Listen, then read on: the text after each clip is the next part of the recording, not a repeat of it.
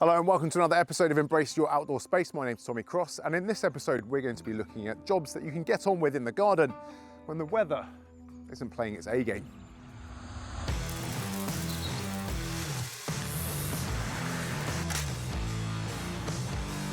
Now, even if the weather isn't putting on its best show, there's one thing that still will be, and that's weeds. Take advantage of those cloudy conditions to clear down your beds and borders and whack those weeds. Now, you could do this manually using a hoe and your hand, or for surface weeds, I don't think you can beat a cordless cultivator.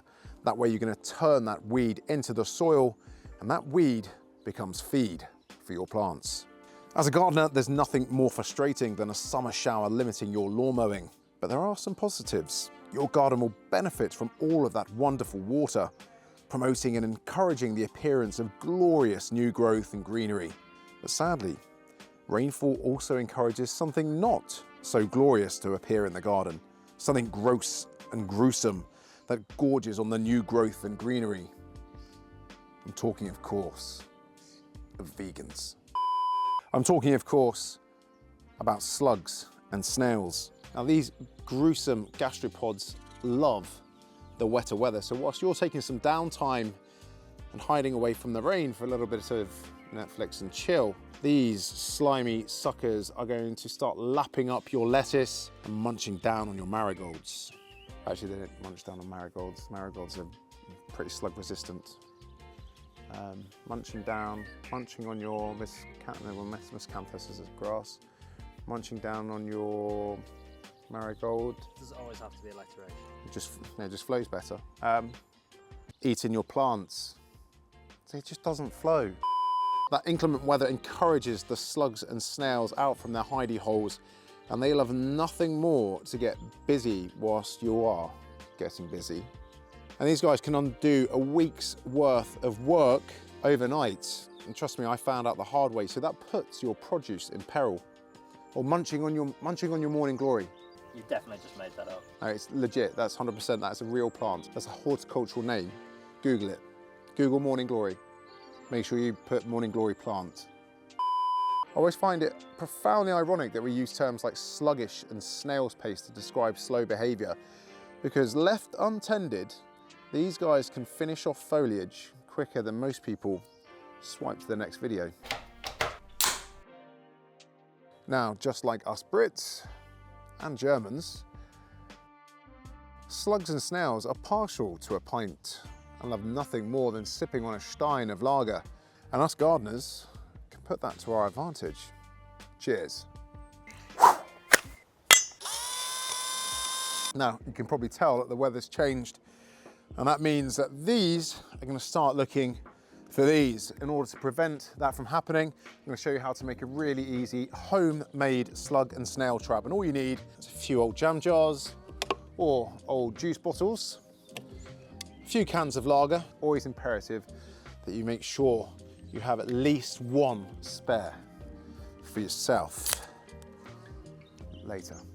And I'm using a drill and an auger, but you could use a garden trowel or a spade.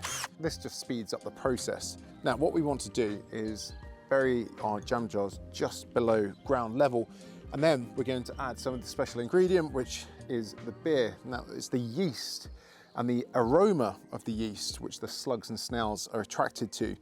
They're going to crawl along the surface of the soil, make their way down the inside of that glass to lap up some of that lovely lager. Problem is, they're going to enjoy it a little bit too much, and then they're going to forget how to slug and snail back up. So I'm going to ring fence my lettuce here. I'm going to create a bit of a no man's land between my traps and my prized produce, and that way, hopefully, if snails migrate across the grass onto my beds and borders, they're going to get that aroma of lager first before they get a hint at the lettuce. So drill down. You can see why I use these augers. Incidentally, these are really useful for bulb planting. Really quick way to speed up your planting later on in the year. Or if you've got juvenile planting as well, great way to work in tandem with the drill. So I'm going to take my jar, and the most important thing is that you have that lip just resting at soil level. That way they're going to be able to make their way in and down to that lager more effectively. And now for the magical ingredients. In this case, I'm using a lovely, refreshing Italian lager. You could use something from maybe the south of France. Or if you're a real connoisseur, you could go for some traditional German Black or Schwarzbier. Das ist mein Lieblingsbier für meine deutsche Volk. Prost. It's critical that you don't fill this up. You want to make sure that there's enough space. Once this beer and this foam settles, you can tell I've never worked in a bar. Look at that for a pour pint. Once that foam settles down, there's enough space for the snails to slide down, gorge on the lager, and we need enough space for them to get stuck on the way back up and then drop back down and sadly. Now, obviously, once these traps are set, they're not going to stay like that forever. You're going to have to keep emptying them, which sadly is a bit of a grotty business. But once you've emptied, you can then replenish, and then you're obviously going to protect your produce and your plants. Now, there are, of course, other slug deterrents. One of the easiest ones to apply is to put bark mulch or fibrous material on your beds and borders.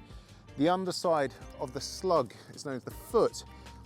It gets agitated by fibrous materials. So if you've got coir or if you've got chipped bark, this is a great way to protect your plants. But one of the easiest ways to prevent the buildup of slugs and snail numbers in your garden is to encourage something else into your garden. By encouraging birds into the garden, your feathered friends are going to start picking up those slugs and snails and consuming them before they start consuming all the stuff that you've been growing. So feeding our feathered friends is a real asset to us gardeners. And actually, if you come around here, now I don't know if you can hear, but the sparrows and the blue tits all hide out in this hawthorn hedgerow. And they flip between the bird boxes in the garden, but as they're hiding in here, they're also keeping their beady little eyes open for something to eat. And on the underside of this hedgerow, it's like a gastropod graveyard. There's empty shells littered all on the underside, because what they're doing is picking up those snails before they can get into my garden.